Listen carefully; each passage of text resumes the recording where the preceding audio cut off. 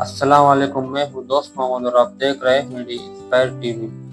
सोचे अगर कागज ना होता तो आज ना किताबें होती, ना अखबारात, ना खतूत और ना ही वो इल्म जिसे हम नस्ल दर नस्ल मुंतकिल करते आए हैं। जरा सोचे, एक दुनिया जहाँ ना किताबें हैं, ना अखबार, ना नोटबुक, ना ही तहरीरें, जहाँ हर शख्स अपनी यादें सिर्फ जुबानी सुनता है मगर महफूज नहीं कर सकता। जी हाँ, आज हम बात करने जा रहे हैं एक ऐसी इजाद पर जिसने इंसानी तहजीब को बदल दिया। यह है इजाद है कागज। हजारों साल पहले इंसान अपनी बात महफूज करने के लिए जदोजहद करता था। कभी वो मिट्टी के तख्तियों पर लिखता और कभी पत्थरों पर, और बादशाह अपने फरमान कांसे की प्लेटों पर कंधा करवाते। लेकिन मिस्र के फिरौनों ने पेपियर्स पौधे की पतली चादरें इस्तेमाल किए, जिन्हें हम कागज का कदीम रिश्तेदार कह सकते हैं। यूनान और रोम के फलसफी मोम की तख्तियों पर लिखते थे। अरबी और ईरान में जानवरों की खाल पर कीमती तहरीरें लिखी जाती, जिन्हें पार्चमेंट कहा जाता था। लेकिन यह सब आम लोगों की पहुंच से बाहर था। तो आप खुद सोचे दोस्तों, अगर एक किताब लिखने के लिए बीसियों बकरियों की खाल चाहिए हो तो किताब कितने लोगों तक पहुंचेगी और कितनी महंगी होगी? यकीनन सिर्फ बादशाहों और अमीरों तक पहुंचेगी। इस वजह से इल्म एक खास तबके तक महदूद रहा। फिर आया सन 105 ईस्वी। चीन का एक दरबारी एहलकार साइलोन बादशाह को एक अनोखी चीज दिखाता है, जो पतला, हल्का और सस्ता होता है और इस पर लिखा भी जा सकता है। साइलोन ने बांस, पुराने कपड़ों और लकड़ी के रेशे पानी में मिलाकर एक गाढ़ा मालूल बना दिया। इसे लकड़ी के फ्रेम पर डाला, धूप में सुखाया और यूं दुनिया का पहला असल कागज तैयार हुआ। यह एक इनकलाब था। चीन के आम लोग अब कहानियां लिख सकते थे। शायरी, फलसफे, कानून, सब कुछ आम लोग तक पहुंचने लगा। कागज ने इल्म को चीनी लोगों के लिए आसान कर दिया। चीनियों ने सदियों तक यानी 650 साल इस राज को छुपाए रखा। कागज इनके लिए ताकत की अलामत था, लेकिन तारीख ने यह राज ज्यादा देर छुपने ना दिया।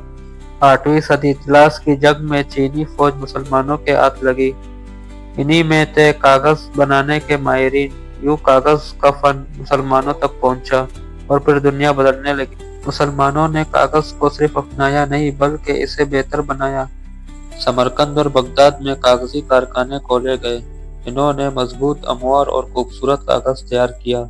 इसी दौर में दुनिया की सबसे बड़ी लाइब्रेरी बैतुल हिकमत बगदाद में कायम हुई। यहाँ हजारों कुतुब लिखी और नकल की गई, जिनमें इब्न सीना की अल कानून फी अल तब, अल बेरूनी की तहकीकात, फारबी और अल गजाली की फलसफियाना तहरीरें सब कागज पर अमर हो गई। आप यही समझो कि मुसलमानों की वजह से कागज और इल्म दुनिया तक पहुंचा, क्योंकि चीनियों ने इसे राज रखा हुआ था। तो अब सोचे, अगर ये सब कालों या पत्थरों पर लिखा होता तो क्या इतना इल्म फैल सकता था? कभी नहीं दोस्तों। कागज पहले स्पेन और इटली पहुंचा, फिर पूरे यूरोप में फैल गया। 15वीं सदी में ग्यूटेनबर्ग ने प्रिंटिंग प्रेस ईजाद किया। यह इंसानी तारीख का दूसरा बड़ा मोड़ था। अब किताबें हाथों से नहीं बल्कि मशीनों से छपने लगी। यानी इल्म अब उमरा नहीं बल्कि आम आवाम के हाथ में आ गया। अखबारात ने दुनिया को जोड़ा, नावलों ने कहानी आम किए और साइंस जरायत ने इल्म को नहीं सिमटी। कागज ने सिर्फ इल्म ही नहीं बल्कि हमारी तहजीब को भी बदल दिया। कुरान मजीद और दीगर मजहबी कुतुब महफूज हुई। शायरी को इब्दियत मिली, खतूत ने फासले मिटा दिए। अखबारात ने दुनिया को एक खानदान में बदल दिया। कागज वो जरिया है जिसने इंसानी सोच को नस्ल दर नस्ल मुंतकिल किया। दोस्तों, आज का डिजिटल दुनिया ने हमें स्क्रीन पर मुंतकिल कर दिया, लेकिन अब भी स्कूल का पहला दिन कॉपी से शुरू होता है। दफ्तर की फाइलें, करेंसी नोट, सरकारी कागजात सब हमारी जिंदगी में मौजूद है। कागज अब भी तहजीब की रीढ़ की हड्डी है। लेकिन एक सवाल है, कागज दरख्तों से बनता है और दरख्त हमारी जमीन की जान है। अगर हम कागज का गलत इस्तेमाल करें तो माहौल पर असर पड़ सकता है।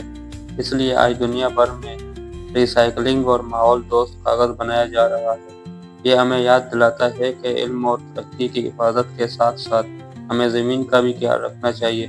कागज सिर्फ एक ईजाद नहीं, ये वो आईना है जिसमें पूरी तारीख झलकती है।